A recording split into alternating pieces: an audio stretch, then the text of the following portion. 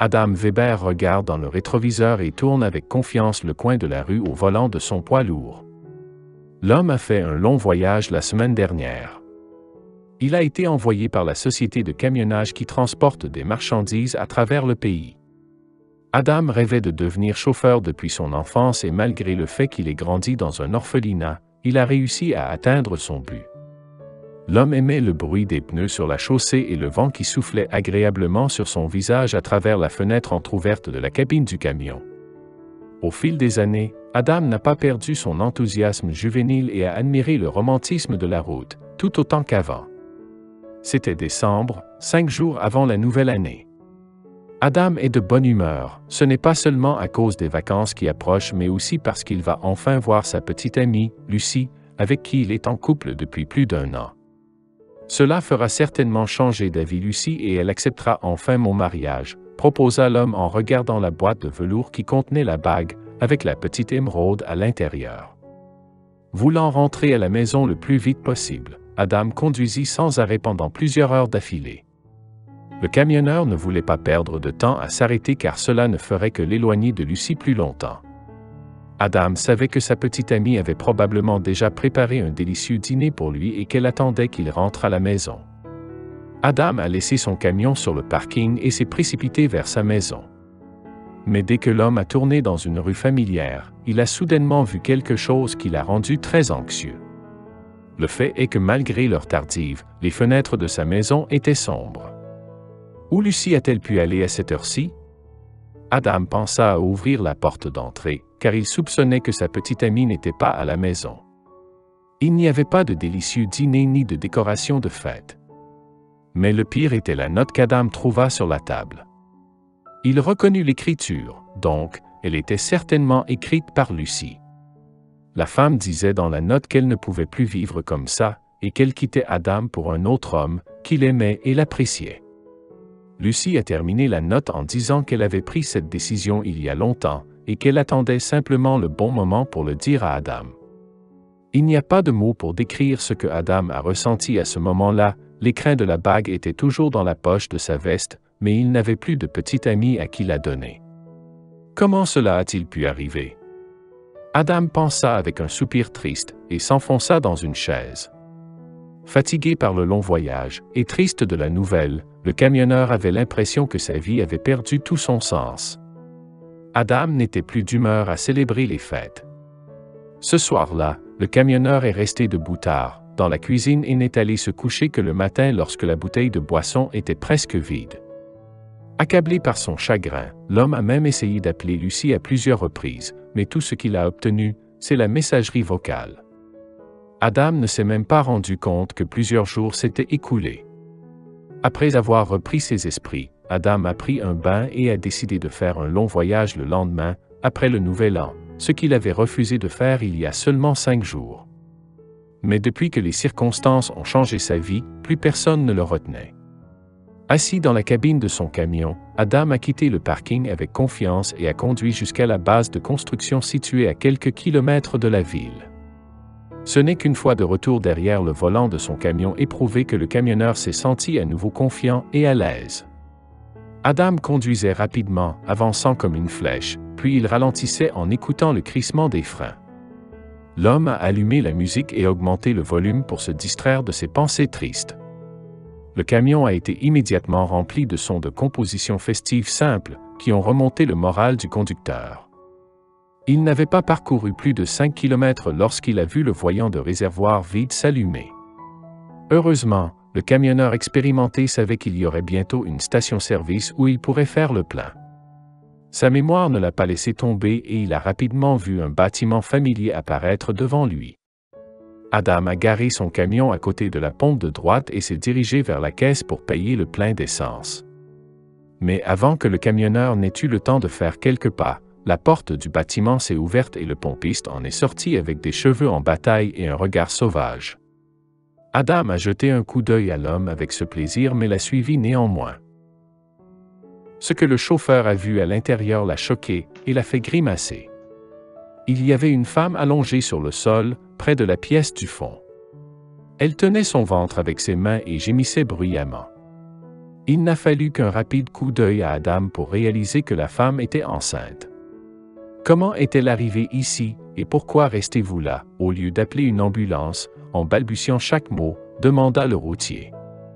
J'ai déjà appelé les ambulanciers, mais ils m'ont dit que cela prendrait un certain temps. Ils ont dit qu'il était en route, mais cela fait déjà une demi-heure, et ils ne sont toujours pas arrivés, l'homme a répondu, avec ressentiment. Alors qu'est-ce que vous voulez de moi? A demandé Adam, abasourdi. Le chauffeur est devenu rouge en réponse et a dit, écoutez, je ne sais pas quoi faire, peut-être que vous pourriez l'emmener à l'hôpital, ou quelque chose comme ça, a-t-il suggéré. Adam regarde l'étranger, puis fait un signe de tête affirmatif. Pendant ce temps, le camionneur demande au préposé de faire le plein, tandis qu'il aide la femme qui gémit à monter dans la cabine de son camion.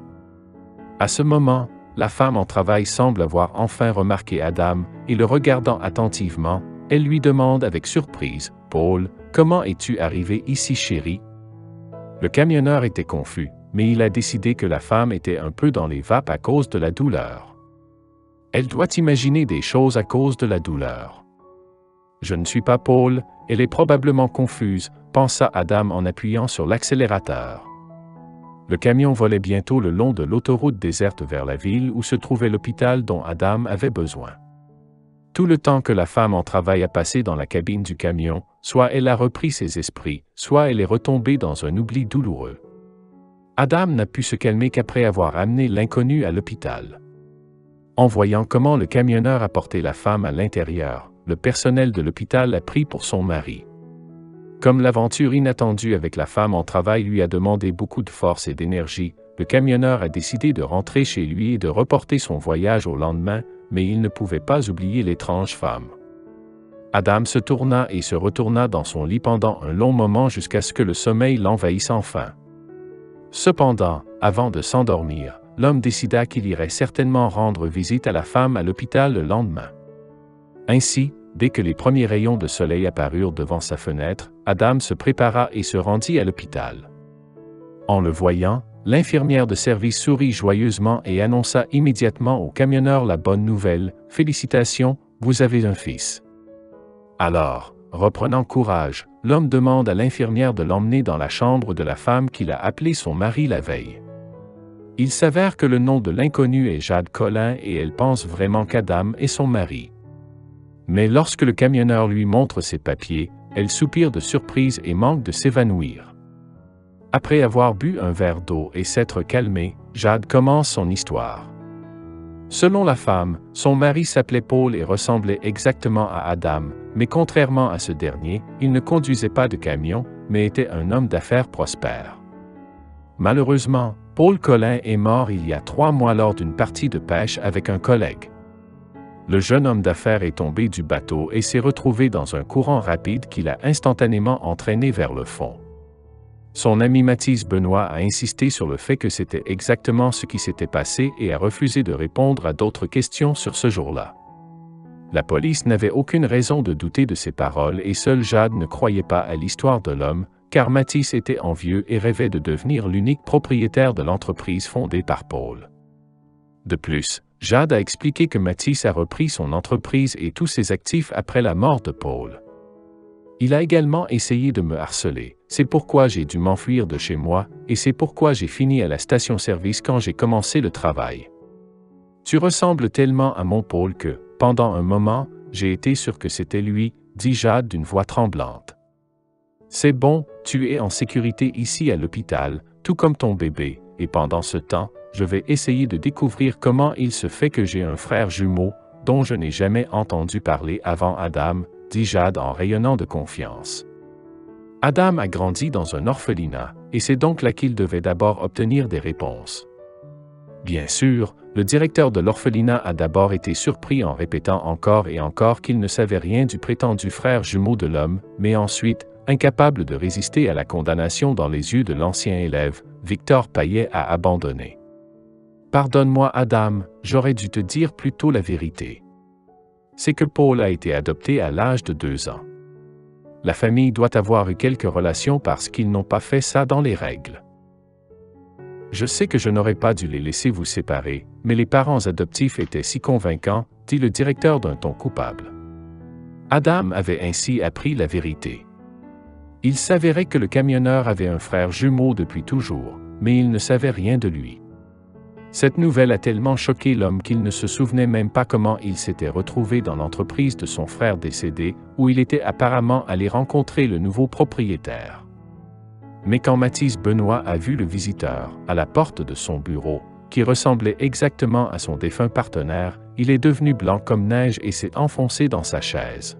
« Non, non, non, ce n'est pas possible, je t'ai personnellement poussé dans l'eau, je t'ai regardé te noyer. » L'homme d'affaires a crié en se couvrant les yeux avec ses mains.